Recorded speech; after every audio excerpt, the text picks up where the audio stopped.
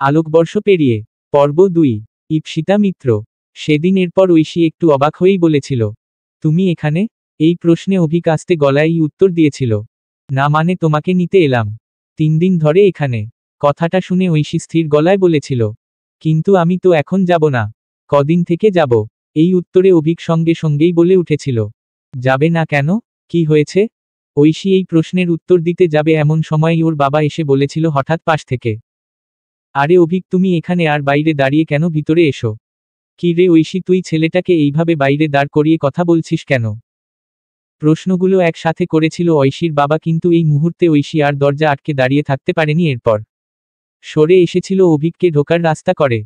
অভিক সেই মুহূর্তে ড্রয়িং রুমে ঢুকে বলেছিল, আসলে ঐশী তো কদিন হলো এখানে আছে, তাই ওকে নিতে এসেছিলাম।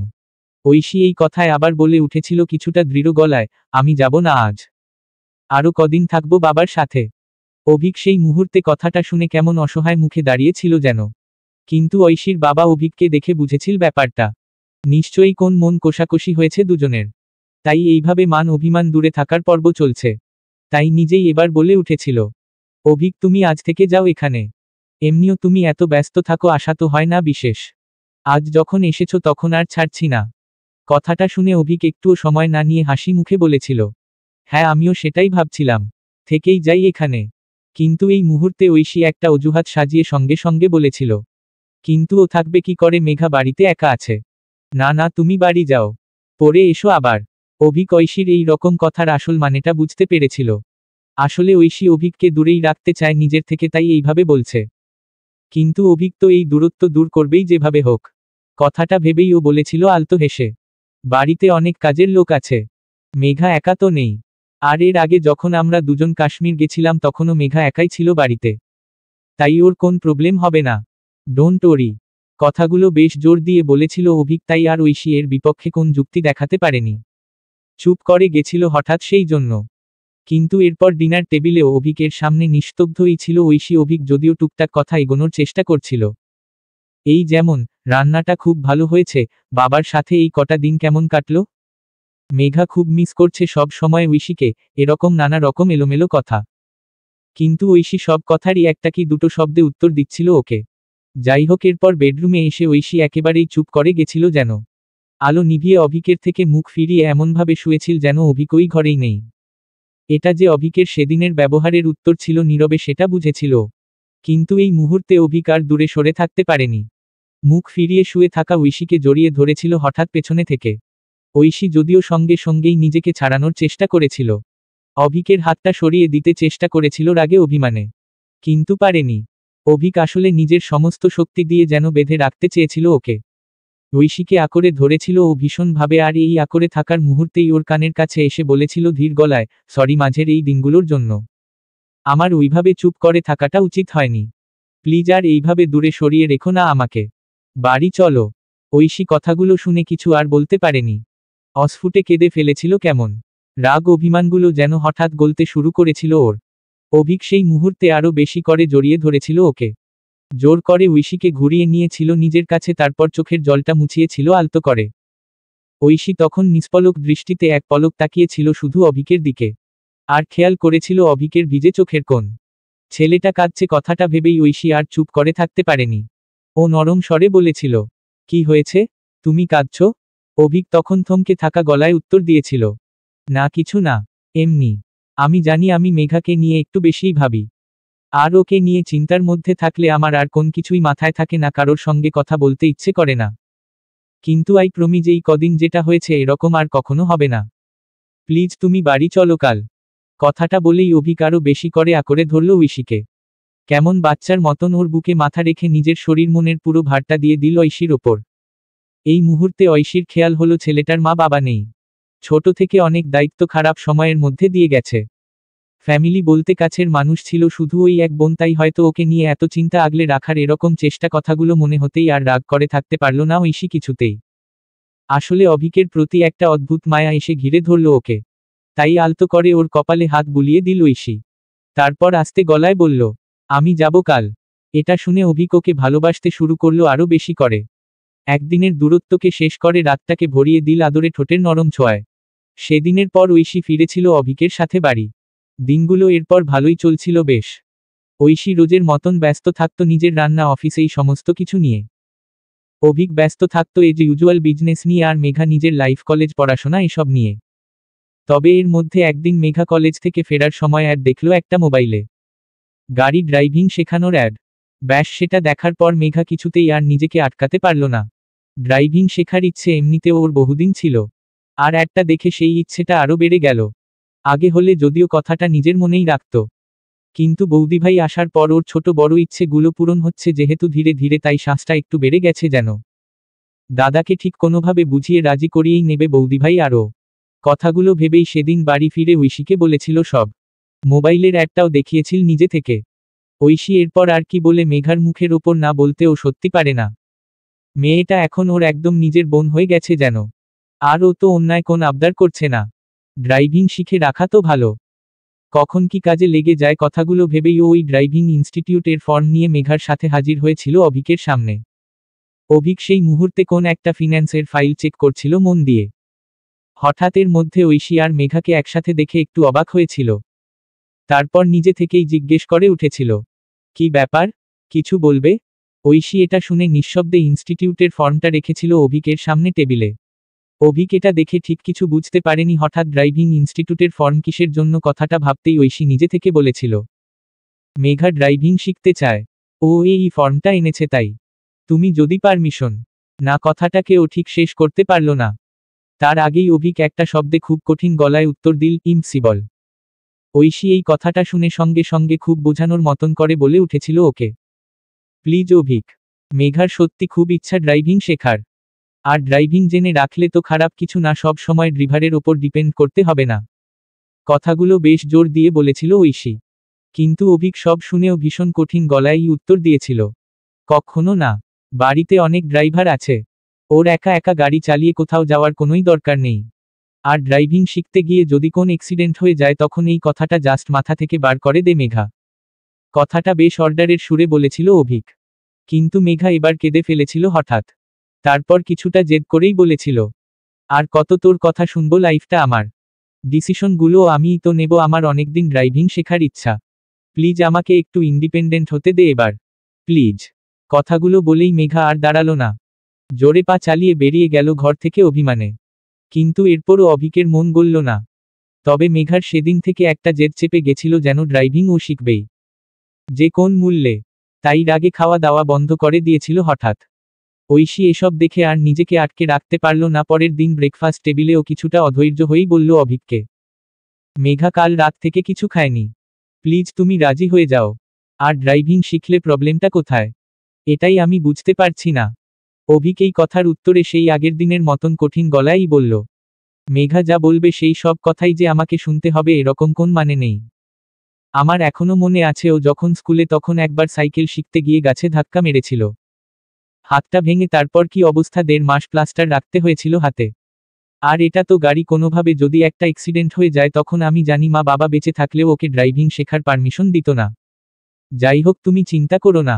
মেঘার এটা পুরনো থিওরি, অনশন করে নিজের কথা মানিয়ে নেয়, কিন্তু এইবার সেটা হবে না। আর কিছুক্ষণ বাদে যখন খিদে পাবে তখন আপনা আপনি জেদ শেষ হয়ে যাবে। কথাগুলো এক নিঃশ্বাসে বলে অভিক আর কোন প্রত্যুত্তর শোনার অপেক্ষা করেনি। ব্রেকফাস্ট শেষ করে তাড়াতাড়ি বেরিয়ে গেছিল অফিসে। কিন্তু অভিকের ভাবনাটা মেলেনি ঠিক। মেঘা সেদিন দুপুরেও কিছু খায়নি, এমনকি অনেকক্ষণ দরজা বন্ধ করে বসেছিল নিজের ঘরে। ঐশী এইসব দেখে আর আটকাতে পারল না নিজেকে। মেঘার যখন এত ইচ্ছা ড্রাইভিং শেখার তখন আর না বলার জায়গা নেই। ঐশীকে এই মুহূর্তে অভিকের কথা না শুনে ডিসিশনটা নিতেই হবে। কথাটা ভেবে ও ড্রাইভিং শেখার কোর্সের পুরো টাকাটা মেঘাকে দিয়ে দিল সেদিন নিজের স্যালারি থেকে। শুধু তাই না, ড্রাইভিং ইনস্টিটিউটে গিয়ে মেঘার অ্যাডমিশনও করে দিল অবশেষে। তবে এরপর যে বাড়ি ফিরে অশান্তি হবে এটা ঐশীর জানা ছিল। অভিক এই পুরো ব্যাপারটা জেনে মেঘার থেকেও বেশি ঐশীর ওপর রেগে গেছিল সেদিন। তাহলে ওর কথার কোন দামই নেই কারোর কাছে, ওর এগেনস্টে গিয়েই সবাইকে সব ডিসিশন নিতে হবে, কথাটা নিজের অজান্তেই মনে এসে ভিড় করেছিল। আর অভিক সেই খারাপ লাগা থেকেই মেঘা ঐশী দুজনের সাথেই কথা বলা বন্ধ করে দিয়েছিল কেমন। তবে ঐশী ওকে বোঝানোর চেষ্টা করেছিল এইবারও। অভিক যখন একা একা বারান্দায় দাঁড়িয়ে ছিল তখন ঐশী গেছিল ওর কাছে, তারপর শান্ত গলায় বলেছিল, মেঘা ঘরের দরজা বন্ধ করে রেখেছিল নিজের, খায়নি সারাদিন কিছু, এসব দেখে আমি এই ডিসিশনটা নিয়েছি। প্লিজ তুমি রেগে যেও না, আর ড্রাইভিং শেখাটা কোন খারাপ কিছুই না, মেঘার আরেকটা স্কিল বাড়বে বরং। কথাগুলো বেশ জোর দিয়ে বললেও অভিক সেই মুহূর্তে ঐশীকে মুখের ওপর থামিয়ে দিয়ে বলেছিল, আমি আর এই নিয়ে কোন কথা বলতে চাই না। তোমাদের যেটা ঠিক মনে হয়েছে করেছ, আর সেটার জন্য কোন এক্সপ্লেনেশন দেওয়ার দরকার নেই আমাকে। কথাটা বেশ গম্ভীরভাবেই বলেছিল অভিক, তাই ঐশী আর কোন উত্তর দিতে পারেনি ঠিক। কিন্তু এরপর দুদিন অভিক ওদের কারোর সাথেই আর কথা বলেনি। মেঘা যদিও অনেক চেষ্টা করেছিল দাদার রাগ ভাঙ্গানোর, কথা বলার, তবে অভিক কোনোভাবেই রেসপন্ড করেনি ওকে। কিন্তু এরপর 22শে এপ্রিল অভিকের জন্মদিনে ঐশী আর মেঘা প্ল্যান করেছিল একটা। অভিকের সব বন্ধুবান্ধবকে ডেকে একটা সারপ্রাইজ পার্টি দিয়েছিল সন্ধেবেলা ওকে। সেদিন ঐশী অভিকের পছন্দ মতন সব কিছু রান্না করেছিল নিজে হাতে। মেঘা পুরো ড্রয়িং রুমটা সাজিয়েছিল অভিকের প্রিয় ফুল দিয়ে। না, এরপর আর অভিক মুখ ফিরিয়ে থাকতে পারেনি কিছুতেই। এই দুটো মানুষই তো আছে ওর জীবনে, যাদের নিয়ে এত ভাবনা এত চিন্তা, এদের ওপর আর কতক্ষণই বা রেগে থাকা যায়। কথাটা সেদিন সন্ধে বেলা বাড়ি ফিরে এইসব আয়োজন দেখে মনে হয়েছিল অভিকের খুব, তাই আপনা আপনি একটা হাসি চলে এসেছিল মুখে। আর কটা দিনের মেঘলা আকাশ কাটিয়ে রোদ এসে ধরা দিয়েছিল জীবনে। এরপর 5টা মাস যেন এই অন্ধকার কালো রাতটার মতনই কেটে গেল চোখের পলকে। একটা অ্যাক্সিডেন্ট আসলে সব কিছু ওলট পালট করে দিল হঠাৎ। অভিক এই দিনগুলোতে যতবার নিজের বোনকে দেখত, ওর হুইল চেয়ারে বসা প্রতিবন্ধী জীবনটা, ততবার যেন অজান্তেই ঐশীর ওপর রাগ হতো ভীষণ। মনে হতো ওর একটা ভুল ডিসিশন এর জন্য আজ মেঘার এই অবস্থা। সেদিন যদি ও ড্রাইভিং কোর্সের টাকা না দিত তাহলে আজ হয়তো দিনগুলো অন্য রকম হতো। আর এই ভাবনার জন্যই ঐশীর সাথে কথা বলা কমিয়ে দিয়েছিল একদম অভিক। খুব প্রয়োজন না থাকলে দুটো শব্দব্যয় করত নাও। এমনকি ঐশীর হাতের রান্না খাওয়াও বন্ধ করে দিয়েছিল অভিক। এটা বেশ স্পষ্টভাবেই বুঝিয়ে দিয়েছিল ওকে একদিন। ঐশী সেই রবিবার রান্না করেছিল রাতের ডিনারটা। কিন্তু ডাইনিং টেবিলে বসে ঐশীর সামনে অভিক মুখের ওপর বলেছিল বাড়ির কটা কাজের লোককে ডেকে, তোমাদের এত করে টাকা স্যালারি দিই কিসের জন্য বসে থাকবে বলে? কাল থেকে যা রান্না করার তোমরা করবে, যেরকম আগে করতে। বাড়ির কারোর আর রান্না করার দরকার নেই। কথাগুলোকে যে সেদিন অভিক ঐশীকে শুনিয়ে বলেছিল এটাও খুব সহজেই বুঝেছিল। সেদিন খাবারটা যেন কিছুতেই আর এরপর গলা থেকে নামেনি ঐশীর। এত ভালোবেসে রান্না করত ও অভিক, আর মেঘার পছন্দের জিনিস করে ওদের মুখের হাসিটা দেখতে চাইতো শুধু, আর আজ সেটাও অভিক বন্ধ করে দিল। এমনকি এটাও বুঝিয়ে দিল যে ঐশীর হাতের কিছু খেতে চায় না ও। আর কথাগুলো মনে হতেই শরীর মন দুটোই যেন নিস্তেজ হয়ে গেল এই মুহূর্তে ঐশীর। এতদিনের এত সুন্দর সুন্দর মুহূর্তগুলো আজ ভীষণ আবছা আর পুরনো মনে হলো ওর। এত অপলকা ভাঙাচোরা সম্পর্ক ছিল ওর অভিকের সাথে, যে একটা ধাক্কা আসতেই টুকরো টুকরো হয়ে গেল। কথাটা যেন আজ খুব বেশি করে মনে হলো ঐশীর। কিন্তু সেদিনের পর আরেকটা ঘটনা ঐশীকে সব থেকে বেশি কষ্ট দিল। সেদিন মেঘা একটু নিজে নিজে ওঠার চেষ্টা করছিল হুইল চেয়ার থেকে। আসলে এই অসহায় অন্যের ওপর নির্ভরশীল জীবনটা যেন আজকাল ওকে কুরে কুরে খায়। কেমন কালো মেঘে ঢাকা মনে হয় চারিদিকটা। সেদিন তাই কিছুটা জোর করেই ও নিজে নিজে হুইল চেয়ার থেকে ওঠার চেষ্টা করছিল। তবে পারল না মেঘা, হুমড়ি খেয়ে পড়ে গেল মাটিতে।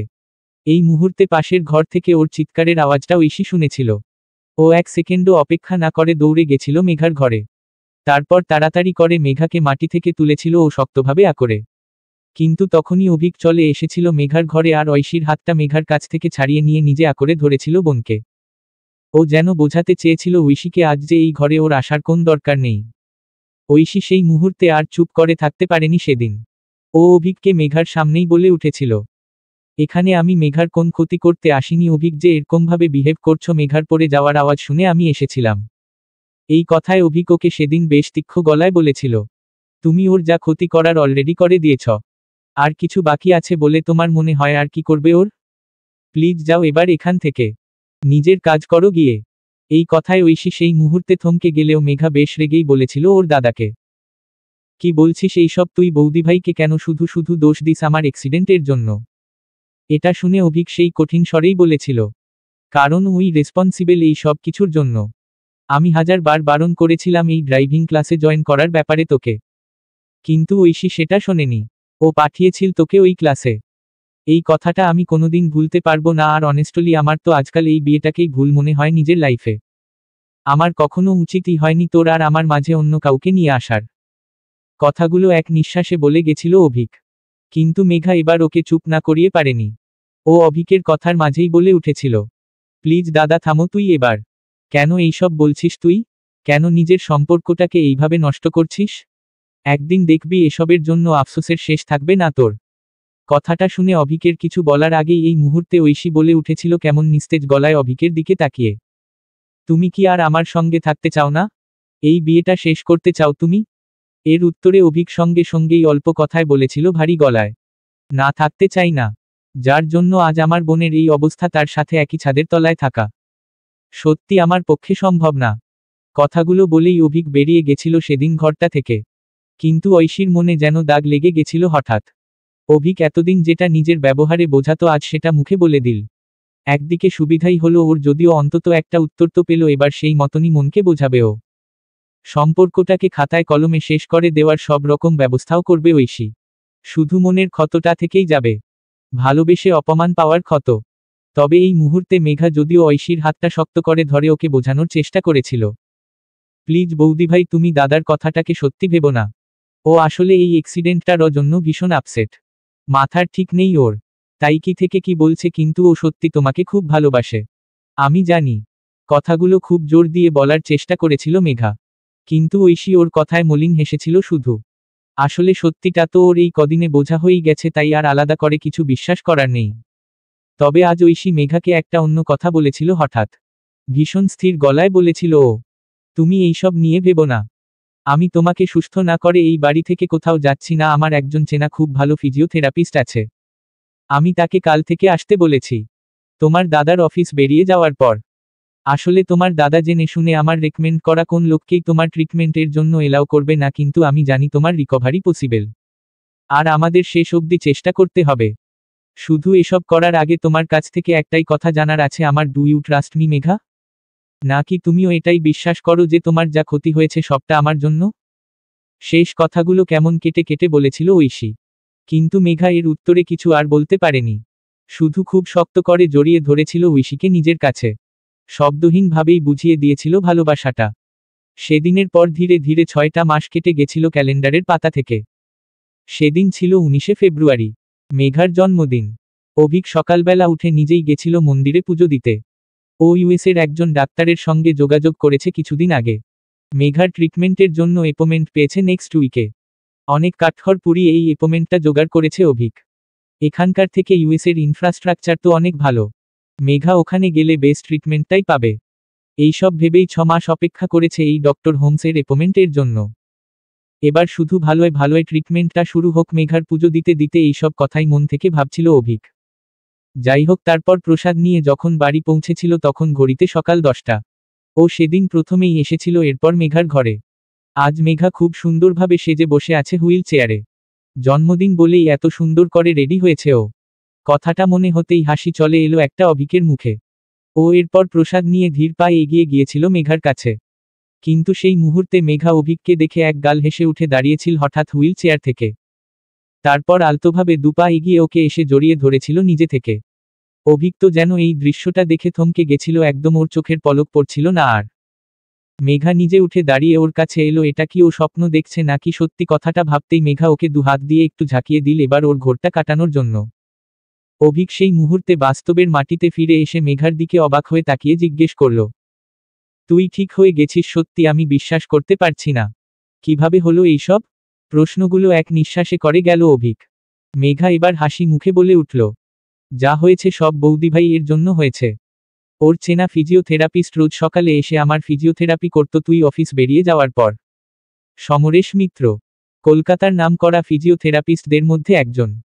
বৌদি ভাই তো এর জন্য নিজের চাকরিটাও ছেড়ে দিয়েছিল আমার সঙ্গে প্রত্যেকদিন সেশনে থাকবে বলে। বিশ্বাস কর দাদা, আমি অনেক সময়ই হার মেনে নিতাম, ক্লান্ত হয়ে যেতাম, মনের জোর হারিয়ে ফেলতাম। কিন্তু বৌদি ভাই সব সময় বুঝিয়ে গেছে সেই সময়গুলোতে। আমাকে ধরে ধরে হাঁটানো, প্র্যাকটিস করানো থেকে আমার মনের জোর বাড়ানো সব করেছে সেই মানুষটা। আর তার রেজাল্ট তুই আজ দেখতেই পাচ্ছিস। আমি এতটা রিকভার করেছি এই ক মাসে। হ্যাঁ, এখন হয়তো কদিন ওয়াকার নিয়ে হাঁটতে হবে আরও, কিন্তু সমরেশ দা বলেছে আর 1-1.5 মাসের মধ্যেই আমি আবার আগের মতন নর্মাল হাঁটা চলা করতে পারবো। কথাগুলো ভীষণ উজ্জ্বল মুখে বলেছিল মেঘা। আর অভিকের চোখে জল চলে এসেছিল হঠাৎ আনন্দে। মেঘা যে আবার উঠে দাঁড়িয়েছে এটা যেন স্বপ্নের মতন লাগছিল ওর। মনে হচ্ছিল অনেকদিন বাদে বুক থেকে একটা ভারী পাথর নেমে গেছে, যেন শরীরটা হালকা লাগছে তাই। তবে এই আনন্দের মুহূর্তে আরেকজনের কথা মনে হচ্ছিল অভিকের খুব। যার সাথে এতগুলো মাস ঠিক করে কথা বলেনি, কখনো ফিরে তাকায়নি একবার তার কথা। ঐশীর কথা। যার জন্য মেঘা আজ উঠে দাঁড়িয়েছে, সেই মানুষটার মুখোমুখি হতে ইচ্ছে হচ্ছিল খুব। তাইও আর দেরি না করে মেঘাকে বলেছিল, আমাকে ঐশীর সাথে কথা বলতে হবে, আমি একটু ওর সঙ্গে দেখা করে আসছি। এই কথায় মেঘা ঘাড় দুলিয়ে উত্তর দিয়েছিল, আমিও তোকে এটাই বলছিলাম, তোর সত্যি বৌদিভাইয়ের কাছে গিয়ে সরি বলা উচিত। তুই কতদিন ঠিকভাবে কথা অবধি বলিসনি, প্লিজ যা এবার। কথাটা শুনে অভিক আর সেদিন দেরি করেনি, জোরে পা চালিয়ে বেরিয়ে এসেছিল মেঘার ঘর থেকে। ঐশী নিশ্চয়ই এখন ঘরে থাকবে, কথাটা ভেবেই এগিয়ে গিয়েছিল ঐশীর কাছে। সেদিন এরপর কিছু সময়ের ভিড়ে অভিক এসেছিল ঐশীর কাছে, তবে ঘরে এসেও থমকে গেছিল কয়েক সেকেন্ড।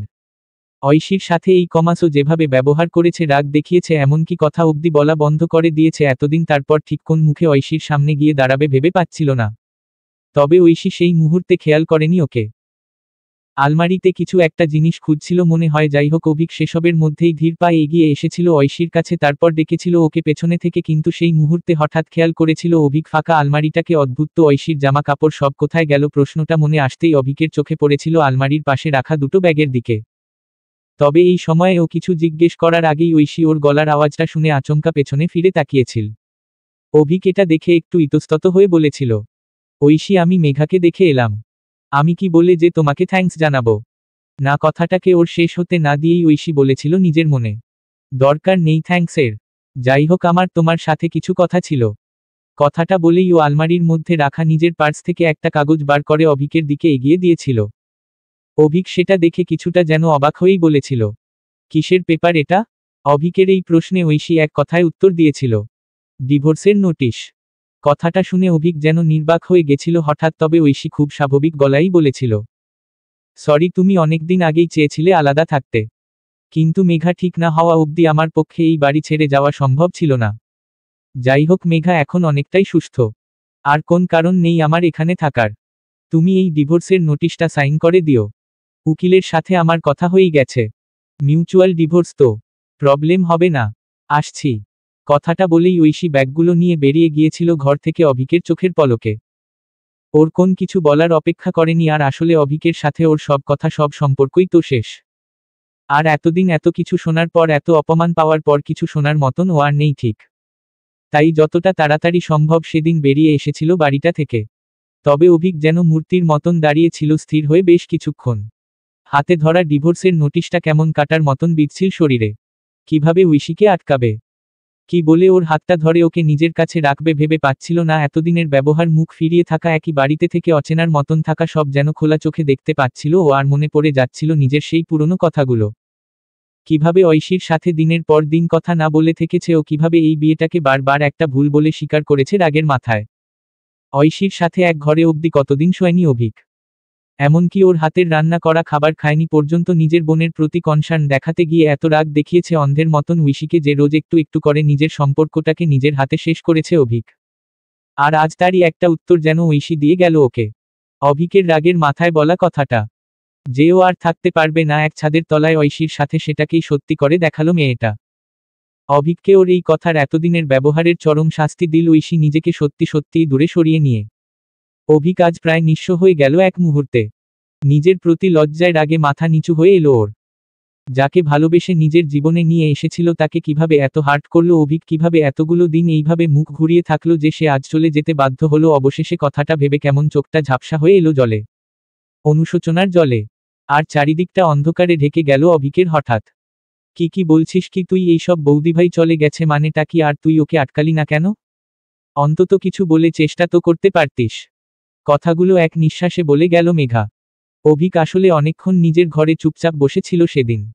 সন্ধে হয়ে যাওয়ার পরও মেঘা অভিকের দেখা না পাওয়ায় নিজেই গেছিল আস্তে আস্তে ওয়াকার নিয়ে অভিকের ঘরে।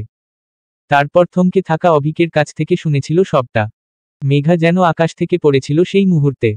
ও আসলে বেশিরভাগ সময় ঘরেই থাকে নিজের, তাই ঐশী কখন চলে গেছে মেঘা বুঝতেও পারেনি ঠিক। কথাগুলো আনমনেই ভাবছিল ও, তখনই অভিক আস্তে গলায় বলে উঠল, কিভাবে আটকাতাম ওকে আমি? এতটা ভুল বুঝেছি ঐশীকে, এত খারাপ ভাবে বিহেভ করেছি। কথাগুলো ঠিক আর শেষ করতে পারল না যেন ও। কিন্তু মেঘা এবার দৃঢ়ভাবেই বলল অভিককে, তোকে আমি তখন 1000বার বলেছিলাম যে যেটা হয়েছে আমার সাথে সেটা একটা অ্যাক্সিডেন্ট। বৌদি ভাই, এর কোন দোষ নেই এতে। কিন্তু তুই তো আলাদা মেন্টাল জোনেই ছিলিস, যেন তখন আমার জন্য তোর ওভার পজিটিভনেস, অতিরিক্ত কনসার্নই এই মেন্টাল ব্লকেজটা তৈরি করেছে, আর সেই জন্য তুই বৌদি ভাই এর মতন অত ভালো একটা মানুষের সাথে ওইভাবে বিহেভ করলি, এত অপমান করলি যে মেয়েটা চলে গেল এইভাবে শেষে। সিরিয়াসলি শেম অন ইউ দাদা। একবার নিজের সম্পর্কটা নিয়ে ভাবলি না? একবার যেই মানুষটা তোকে এত ভালোবাসলো তাকে নিয়ে ভাবলি না? এইভাবে নষ্ট করলি নিজের বিয়েটাকে। কথাগুলো কেমন রাগের মাথায় বলেছিল মেঘা, কিন্তু অভিক কোন উত্তর দিতে পারেনি সেই সময়। শুধু চোখটা হঠাৎ ভিজে আসছিল ওর। নিজের ভুলগুলো কেমন স্পষ্ট হয়ে যাচ্ছিল আজ এই ঝাপসা চোখে। মেঘার তবে খারাপ লেগেছিল এরপর অভিককে দেখে। ও যে নিজের ভুলগুলোর মধ্যে ভীষণভাবে জড়িয়ে গেছে এটা বুঝেছিল মেঘা।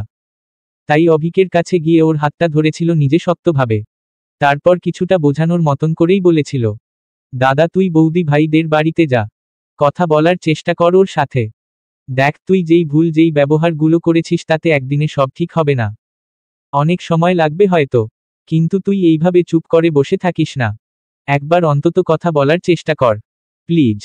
কথাগুলো বেশ জোর দিয়ে বলেছিল মেঘা। অভিক এরপর আর চুপচাপ বসে থাকেনি ঘরে। ঐশীর কাছে যেতেই হবে ওকে। জানে না ফিরে পাওয়া আর সম্ভব কি না সেই মানুষটাকে, কিন্তু ক্ষমা ওকে চাইতেন হবে এতগুলো দিনের জন্য, নিজের পুরনো সমস্ত কথা, সমস্ত অপমানগুলোর জন্য, যেটা অভিক না বুঝে রাগের মাথায় করেছে ঐশীর সঙ্গে। কথাগুলো ভেবেই সেদিন কলকাতার ভিড় রাস্তা পেরিয়ে অভিক বেশ জোরেই গাড়ি চালিয়ে এসেছিল ঐশীদের বাড়ি। এরপর কিছুটা মনকে শক্ত করে কলিং বেলটা বাজিয়েছিল দরজার। এরপর কিছুক্ষণের ভিড়ে ঐশীর বাবা দরজা খুলেছিল ওকে।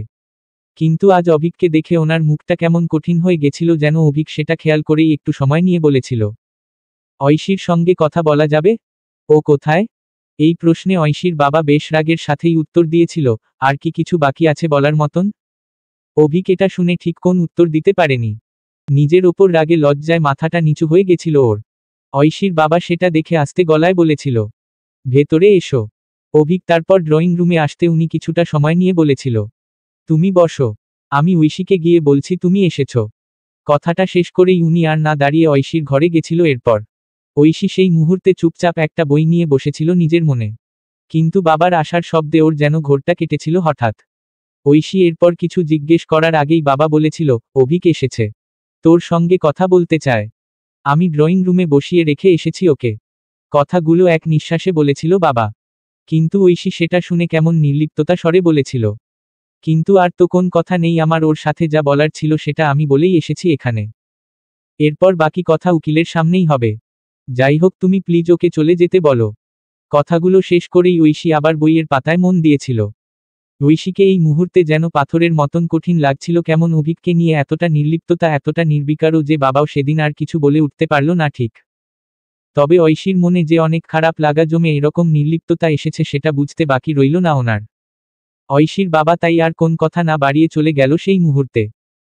সেদিন এরপর ড্রয়িং রুমে এসে উনি আস্তে গলায় অভিককে বলেছিল, ঐশী তোমার সাথে আলাদা করে কোন কথা বলতে চায় না আর, তুমি এসো এখন।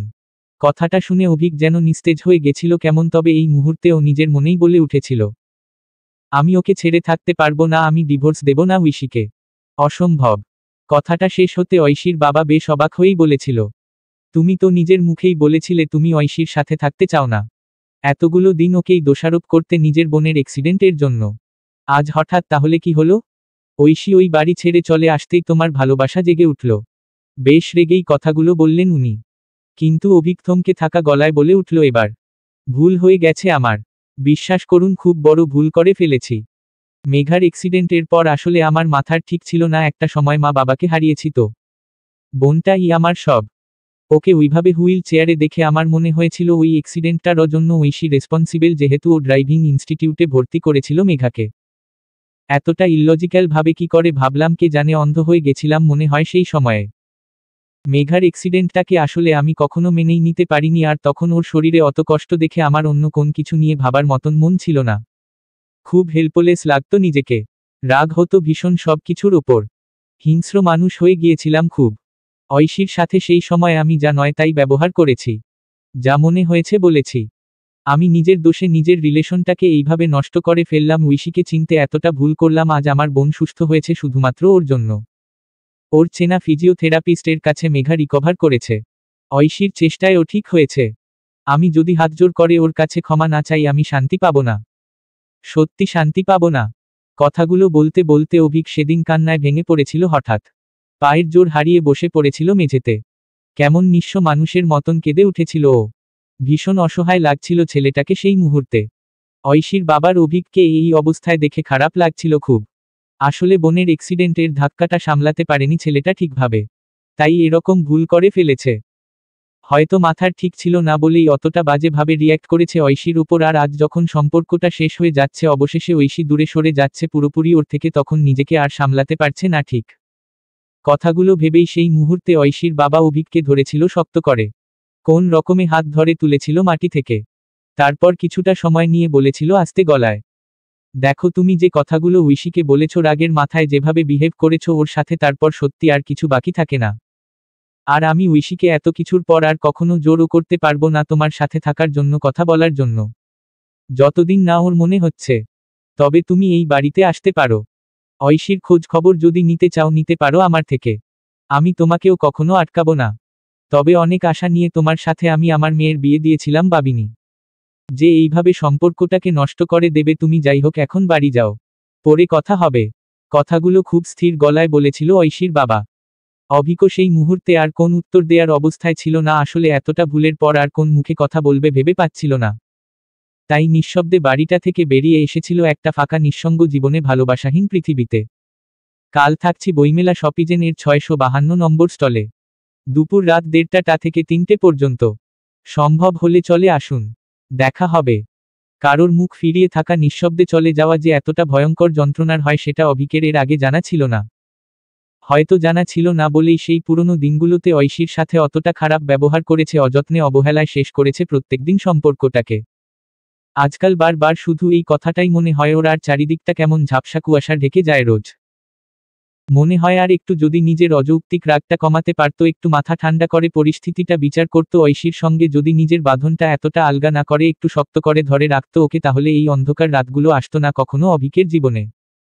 আজকাল কিছুতেই যেন রাতে ঠিক করে ঘুম আসে না, ঘরটা ঐশীকে ছাড়া ভীষণ ফাঁকা লাগে। আলমারির খালি তাকগুলো কেমন মনে করিয়ে দেয় একজনের অনুপস্থিতিকে। পুরনো সময়গুলো কারণে অকারণে ভিড় করে চোখের সামনে। ঐশীর সকালগুলোতে আলতো করে ওকে ঘুম থেকে তোলা, নিজের নরম স্পর্শে অভিককে ছুঁয়ে দেয়া, ওর খুব যত্নে বানানো রান্নাগুলো, অনেক অগোছালো রোজের কথার ভিড়, সবকিছু যেন তাড়া করে বেড়ায় অভিককে। মনে হয় কতটা দামি সময় হারিয়ে ফেলেছে জীবন থেকে। এই সময়গুলোতে ঐশীকে দেখতে ইচ্ছে করে খুব। মনে হয় যখন ঐশী একই বাড়িতে ছিল তখন তো অভিক সারাক্ষণ ভুল বুঝে এড়িয়ে চলতো ওকে, আর আজ যখন কাছে নেই তখন চোখ শুধু সেই একজনকেই খোঁজে দিনরাত। তাই অভিক রোজই অফিসের পর যায় ঐশীদের বাড়ি। আগে যদিও কলিং বেল বাজানোর মতনও মনের জোর হতো না ওর। ঐশীর বাবার চোখাচোখি হতেও কেমন লজ্জা লাগতো যেন। যার মেয়েকে অকারণে এত হার্ট করেছে, অপমান করেছে, তার সামনে দাঁড়াতে কেমন ইতস্তত লাগতো অভিকের। তাই ও বাড়ির বাইরেটাই দাঁড়িয়ে থাকতো রোজ। ঐশী ঘরের জানলার সামনে যদি কখনো আসতো, অভিক দেখতো ওকে এক পলক। মনে হতো শুধুমাত্র নিজের ভুলের জন্য আজ এতটা দূরত্ব, এতটা অভিমানের পাহাড় ওদের মধ্যে। আজ ঐশীর সাথে দুটো কথা বলারও যেন অধিকার নেই ওর। তবে কিছুদিন বাদে এইভাবে ওকে রাস্তায় দাঁড়িয়ে থাকতে দেখেছিল ঐশীর বাবা। সেদিন উনি অভিকের কাছে না এসে থাকতে পারেনি। ছেলেটার চোখ মুখ এমনিই কেমন বসে গেছে, একদিন খুব ক্লান্ত চেহারা হয়ে গেছে অভিকের। তাই আর আগের দিনের মতন কঠিন গলায় কথা বলতে পারেননি উনি। বরং কিছুটা আলতো স্বরেই বলেছিল, অভিক তুমি এখানে? আর এইভাবে বাইরে রাস্তায় দাঁড়িয়ে আছো কেন? আমি বাজারে যাওয়ার জন্য, দরজা না খুললে তো দেখতেই পেতাম না তোমাকে। কথাগুলো শুনে অভিক ঠিক কি বলবে বুঝতে না পেরে একটু এলোমেলো হয়ে উত্তর দিয়েছিল, না মানে এমনি এসেছি, আমি ভেতরে যাব না, আমি চলে যাচ্ছি। কথাটা বলেই অভিক সেই মুহূর্তে তাড়াহুড়ো করে যেতে যাচ্ছিল, কিন্তু পারল না। ঐশীর বাবা ওকে আটকে দিল নিজের কথায়। কেমন জোর দেখিয়েই বলল, একদম না, ভেতরে এসো তুমি, এত হেজিটেট করার কিছু নেই, এসো। কথাটা বলে দরজা থেকে সরে দাঁড়িয়েছিল উনি। অভিক এরপর আর না বলতে পারেনি নিজে।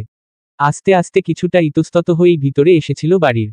ঐশীর বাবা এবার ওকে বসিয়ে জল মিষ্টি দিয়েছিল। অভিকের যদিও সেই সময় কিছুই গলা দিয়ে নামছিল না। এলোমেলো চোখে ও শুধুই ঐশীকে খুঁজছিল। ব্যাপারটা ঐশীর বাবা খেয়াল করে নিজে থেকেই বলেছিল, তুমি যাকে খুঁজছো সে নেই বাড়িতে, একটা বন্ধুর বাড়ি গেছে, ফিরবে কিছুক্ষণের মধ্যে, তুমি বসো একটু চলে আসবে। কথাটা শুনে অভিক আর কিছু বলেনি, ঠিক নিশ্চুপভাবে শুধু অপেক্ষা করছিল ঐশীর। এরপর অল্প সময়ের ভিড়ে কলিংবেলটা বেজেছিল বাড়ির। ঐশীর বাবা এবার তাড়াতাড়ি গিয়ে দরজা খুলতেই মুখোমুখি হয়েছিল দুজন আরেকবার।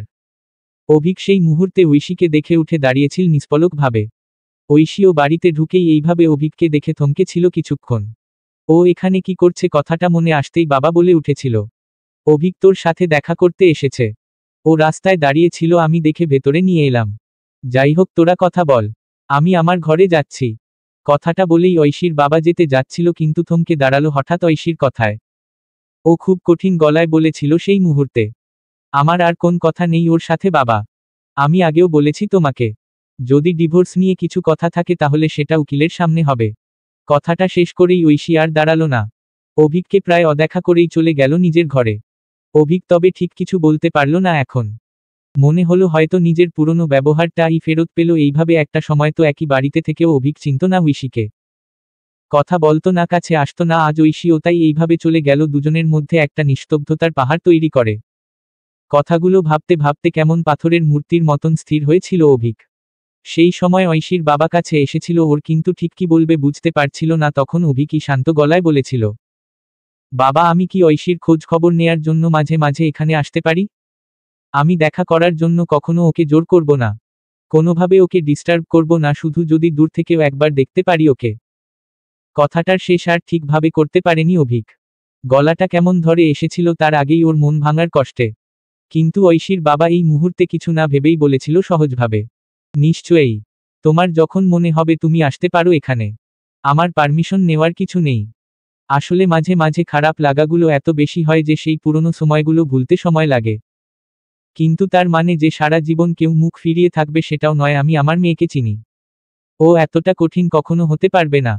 শেষ কথাটা বেশ জোর দিয়ে বলার চেষ্টা করেছিলেন উনি। হয়তো অভিককে বোঝাতে চেয়েছিলেন এইভাবে। আসলে আজ কেন জানে না ছেলেটাকে দেখে খারাপ লাগছে খুব। ঐশীকে ছাড়াও যে ভালো নেই সেটা অভিকের চেহারা দেখে স্পষ্ট বোঝা যাচ্ছে। চোখের নিচে কালি, হালকা না কাটা দাড়ি, অনেকদিনের না ঘুম হওয়া ক্লান্ত মুখ, চোখ সব মিলিয়ে কেমন অন্য রকম লাগছে ছেলেটাকে। আগের দেখা বিজনেসম্যান অভিক সেনগুপ্তর সাথে এর যেন কোন মিলই নেই। যাই হোক, সেদিন ঐশীর বাবার এসব ভাবনার ভিড়েই অভিক বেরিয়ে এসেছিল ঐশীদের বাড়ি থেকে নিঃশব্দে।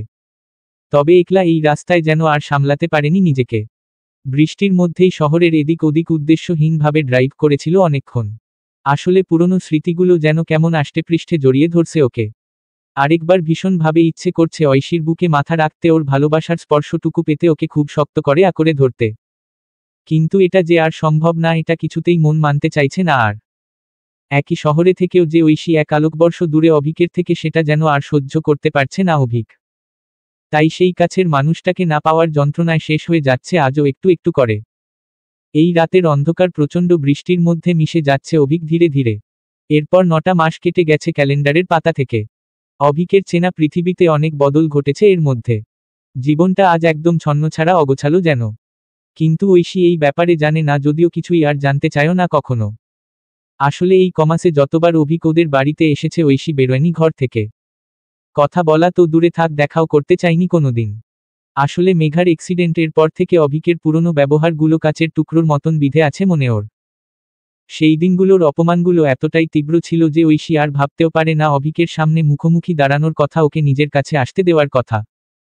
একসাথে জীবন কাটানো তো দূরে থাক, ঐশী একই ঘরে কিছুক্ষণের জন্য ওই মানুষটার সাথে আর থাকতে পারবে না কোনোদিন। আর এরকম একজনের কাছে ফিরে যাওয়ার তো কোন প্রশ্নই নেই, যার কাছে ঐশী কোনোদিন কাছের মানুষ হতেই পারেনি। অভিক তো মেঘা আর নিজের জীবনে ঐশীকে সব সময় একজন বাইরের লোকই ভাবত, আর অ্যাক্সিডেন্টের পর সেটাই বুঝিয়ে দিয়েছে বারবার। একই বাড়িতে কেমন ফার্নিচারের মতন পড়ে থাকত ঐশী, যার দিকে অভিক রাগে ফিরেও তাকাত না সেই সময়। তাহলে আজ ঐশী কেন দরজা খুলবে, নিজের কেন কথা শুরু করবে? আর কথাগুলো প্রত্যেকবার অভিক এই বাড়িতে এলে মনে হয় ওর, আর মনটা যেন পাথরের মতন কঠিন হয়ে যায় ঐশীর। সেই মুহূর্তে ও শুধু নিজের ঘরের দরজাই না, মনের দরজাও বন্ধ করে দেয় অভিকের জন্য ভীষণ শক্তভাবে। তবে এর মধ্যে ঐশী নিজের জন্য একটা চাকরি জোগাড় করে ফেলেছে আবার। মেঘার ট্রিটমেন্টের জন্য সেই সময় চাকরিটা ছাড়তে হয়েছিল ওকে।